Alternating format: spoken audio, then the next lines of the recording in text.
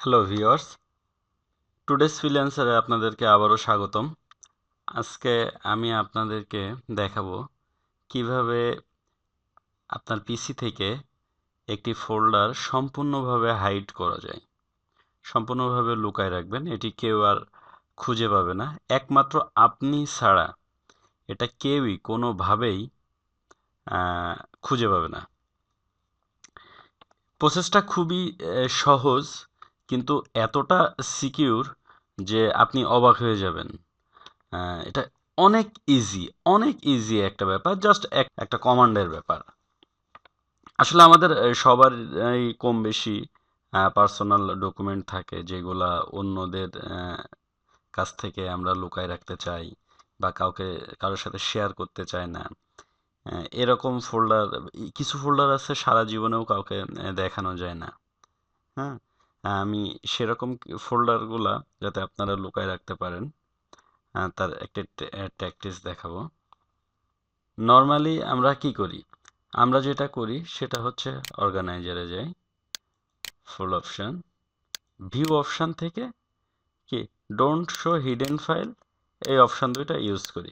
কিন্তু এই অপশন দুইটা ইউজ করে আপনি যদি কোনো ফোল্ডারকে হাইড করেন তাহলে সেটা যে কেউ ইজিলি খুঁজে পাবে। সাপোজ আমি এই ফোল্ডারটা হাইড করতে চাই, the mask.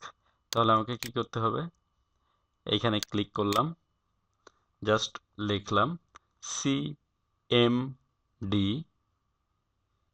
Inter, attrib, ATTRIB space plus H space plus S space plus R space folder name. এখন আমি আপনাদেরকে এখনই বলে রাখি একটা কথা, সেটা হচ্ছে ফোল্ডার নেম। ফোল্ডার নেমটা আপনাদেরকে মনে রাখতে হবে অথবা কোনো একটা জায়গাতে লিখে রাখতে হবে।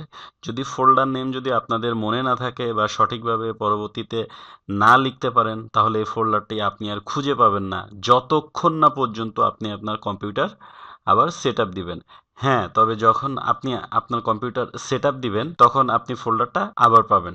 বাট সেট আপ না দেওয়া পর্যন্ত আপনি যদি আপনার ফোল্ডারের নাম না লিখতে পারেন এখানে আপনি ফেরত পাবেন না। আমি লিখলাম দ্য মাস্ক, MASK, খেয়াল করেন আমি এই ফোল্ডারটা আমি হাইড করতে চাচ্ছি। এরপর জাস্ট ইন্টার।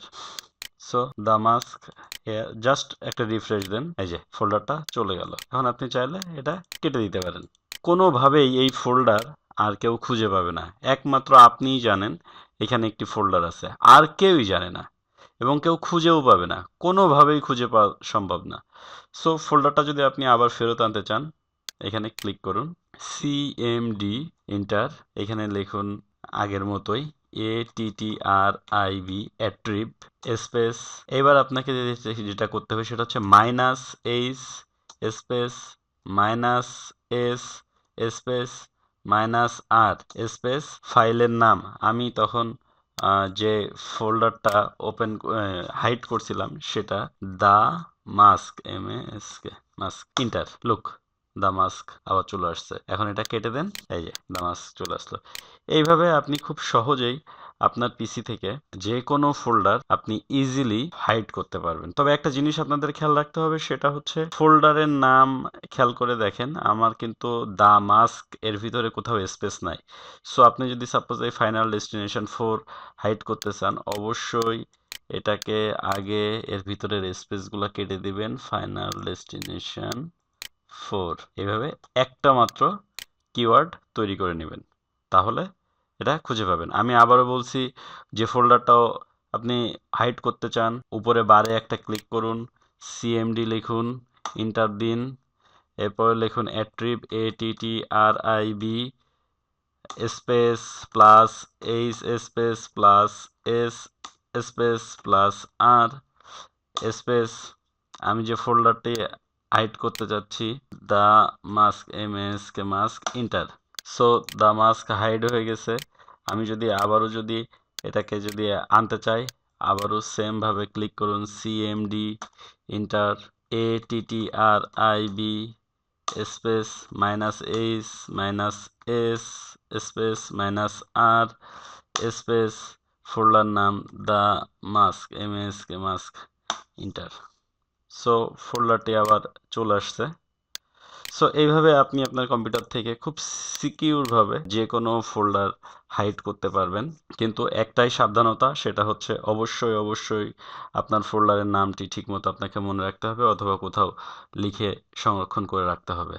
যদি আমার এই ভিডিও ভালো লেগে থাকে আপনারা লাইক করবেন, শেয়ার করবেন। যদি কোনো কোশ্চেন থাকে অবশ্যই আমাকে জিজ্ঞেস করবেন, বা অন্য কিছু যদি আপনাদের জানার থাকে তাহলে সেগুলা নিয়ে একটা কমেন্ট করবেন। আর আমার চ্যানেলটি সাবস্ক্রাইব করতে ভুলবেন না। Thank you. নেক্সট ভিডিওতে আপনাদের সাথে আবার আমার দেখা হবে। বাই।